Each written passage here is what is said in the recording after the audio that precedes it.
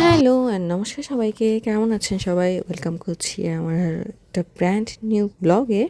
আজকের ব্লগটি থাকবে অষ্টকালীনের 2 দিন আমরা কী কী করেছি সেগুলো নিয়ে। So let's get started. এইটা ছিল অষ্টকালীন শুরু হওয়ার প্রথম দিন ভোর 6টা থেকে অষ্টকালীন শুরু হয়ে গিয়েছিল, কিন্তু এত সকালবেলা আমাদের ওঠা হয়নি, প্লাস ঘুম থেকে উঠে ঠাকুর পূজা দিয়ে আসতে আসতে আর ঘরের টুকটাক কিছু কাজ করে আসতে আসতে একটু দেরি হয়ে গেছে। সো তখন বাজতে ছিল 2টা। আমি এইদিকে একটু কীর্তনটা দেখে দেন চলে গিয়েছিলাম আমাদের পাশের প্লটে, যেখানে খাবারের আয়োজন করা হচ্ছিল। আয়োজন বলতে রান্নাবাড়া প্যাকিংয়ের কাজগুলো এখানে হচ্ছিল মেনলি। আর বসায় খাওয়ার যে স্পেস, সেটা তো আপনাদেরকে আগেই বলেছি যে ওগুলো আমাদের বাসার গ্রাউন্ড ফ্লোরে হচ্ছিল। সো আমি একটু দেখতে চলে গিয়েছিলাম যে এখানে আজকে আয়োজনে কী হচ্ছে। অষ্টকালীনের সময় প্রত্যেকটা দল 3 ঘন্টা করে পারফর্ম করেছে। 3 ঘন্টা ধরে স্টেজ পারফর্ম করা it's tough, totally tough, but hats off to them যে তারা এত ইজিলিভাবে কমপ্লিট করেছে। এটা ছিল 3টার দিকে, যখন একটা দল নামছিল আর একটা দল উঠে যাচ্ছিল। তাদের বিহেভিয়ার এত ভালো, এত ওয়েলকামিং, তারা মানে জাস্ট স্পিচলেস। তারা একজন অপর আরেকটা দলের সাথে যেইভাবে বিহেভ করতেছে নাইসলি, আমি দেখে পুরাই শকড।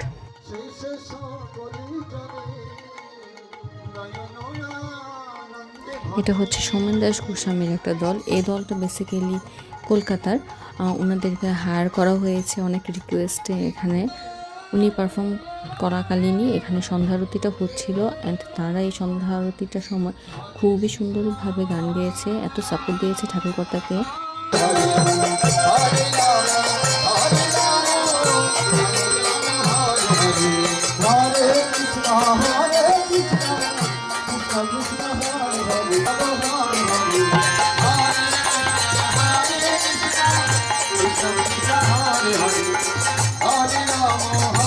সন্ধ্যা আরতিটার পরপরই আমি চলে গিয়েছিলাম আবার প্লটে খাবারের ওইখানে। ততক্ষণে গিয়ে দেখি যে কিছু রান্না শেষ আর কিছু চলছে।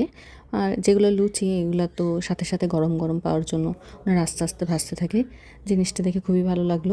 ওই দিন আবার আমার মা বোনেরাও এসেছিল। বাবা তো আগের 2 দিন এসেছিল, কিন্তু মা আসেনি। কিন্তু এই পরের 2 দিন, অষ্টকালীনের 2 দিন, তখন আমার মা অ্যাটেন্ড করেছে।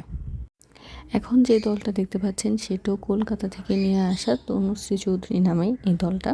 এই দলটাও বেশ ভালো, বেশ জমাতে পারে। কলকাতা থেকে টোটাল 3টা দল আনা হয়েছিল। 3টা দলই খুবই ভালো। ওনাদের বাচনভঙ্গি, কথা বলা এত ক্লিয়ার, মানে সব কিছুই খুবই ভালো, মনোমুগ্ধকর এক কথা যেটাকে বলে। একটু স্পেস নিয়ে যদি কীর্তনগুলো শোনার জন্য বসতে পারি, বিশ্বাস করার আর উঠতে ইচ্ছা করে না, এত সুন্দর। আমরা একা শুনবো কেন, আপনারা একটু শুনুন।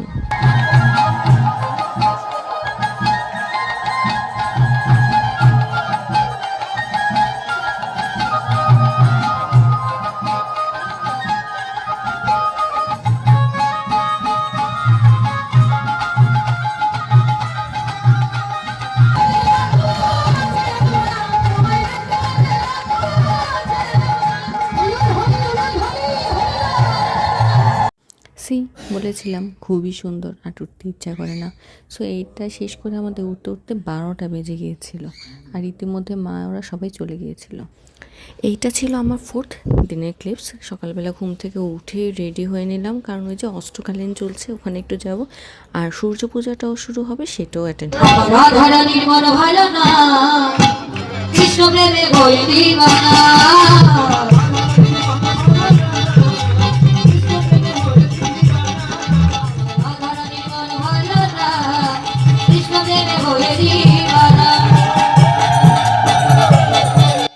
এই দলটাও কলকাতা থেকে আনা। আর কি দারুণ পারফর্ম করে এরা, মানে এত ভালো পারফর্ম এরা কীভাবে করে, আমরা সবাই জাস্ট স্পিচলেস ছিল।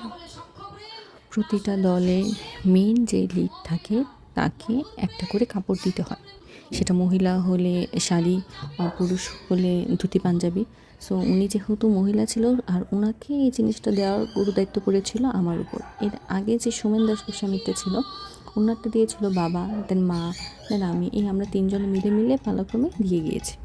সো এইটারই একটা ক্লিপস রেখে দিলাম একটা স্মৃতি হিসেবে, আপনাদের সাথে সেটা শেয়ার করলাম। বলি তুমি জানা আমায় বলে এইখানে এই কীর্তনটা চলার পাশাপাশি সূর্য পূজার আয়োজনটাও চলছিল। ওইখানে ঠাকুরকর্তা বসে সূর্য পূজার সব আয়োজন করছে। আমি, বাবা, মা আমরা তিনজনই উপবাস ছিলাম এই পুজোটার জন্য। আর কীর্তনে সূর্য পূজার রিলেটেড গানই করছিল।